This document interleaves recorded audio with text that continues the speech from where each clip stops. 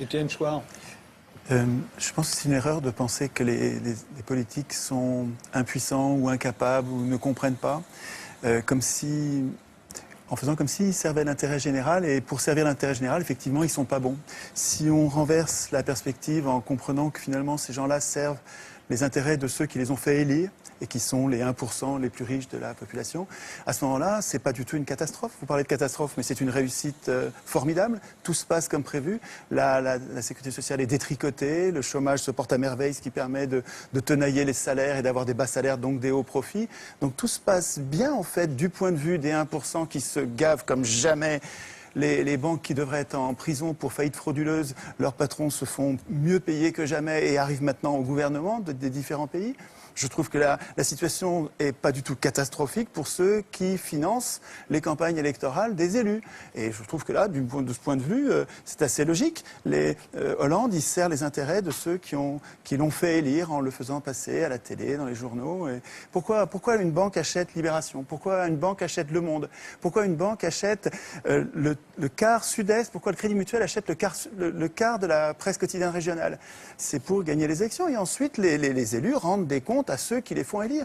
Le problème, c'est que nos élus ne doivent rien aux électeurs. Que vous votiez ou vous votiez pas, c'est pas vous, ce sera un autre. Ceux qui vont voter, c'est ceux qui regardent la télévision, qui ne sont pas politisés. Il faut qu'ils passent beaucoup à la télévision. Vous regardez les curseurs, c'est incroyable la similitude qu'il y a entre les courbes de passage à la télé et les résultats aux élections.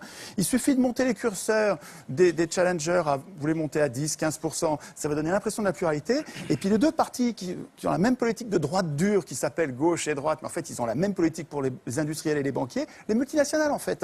Mais vous les mettez au curseur plus haut et ils vont être élus l'un ou l'autre, en fait, peu importe, ils vont faire la même politique. Alors évidemment, les gens sont gentils, ils croient les candidats au moment des campagnes électorales, et c'est notre gentillesse qui fait la déception après. Mais enfin, après 200 ans d'échec du suffrage universel, qui permet aux riches d'acheter le pouvoir politique, depuis qu'ils écrivent les constitutions, ces gens-là ont mis en place un système, d'abord censitaire, là au moins c'était clair, et ensuite universel quand ils sont aperçus. Tocqueville disait très tôt, donc début du 19e siècle, il disait « Je ne crains pas le suffrage universel, les gens voteront comme on leur dira ». Et ça fonctionne très bien. Donc, le fait de désigner des maîtres au lieu de voter des lois est une imposture politique. Nous ne sommes pas en démocratie. En démocratie, nous voterions nos lois. Nous-mêmes, un homme, une voix pour voter les lois, pas pour désigner des maîtres. Le fait de nous imposer de désigner des maîtres est une supercherie. Ça donne un résultat plutocratique avec les riches qui dirigent depuis 200 ans. Alors aujourd'hui, on arrive dans une crise parce que le capitalisme n'arrive pas à verser suffisamment de salaire pour vendre leur camelote.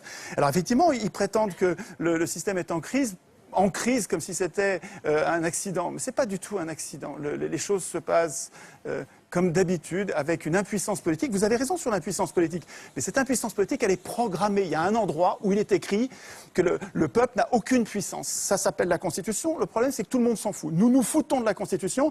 C'est bien fait pour nous. C'est pas la faute des affreux qui dirigent, c'est notre faute à nous de ne pas écrire notre Constitution dans laquelle nous prévoirions notre puissance. Le référendum d'initiative populaire, les élections sans candidat ou les élections avec des primaires et avec l'impossibilité pour les condamnés de se représenter, etc.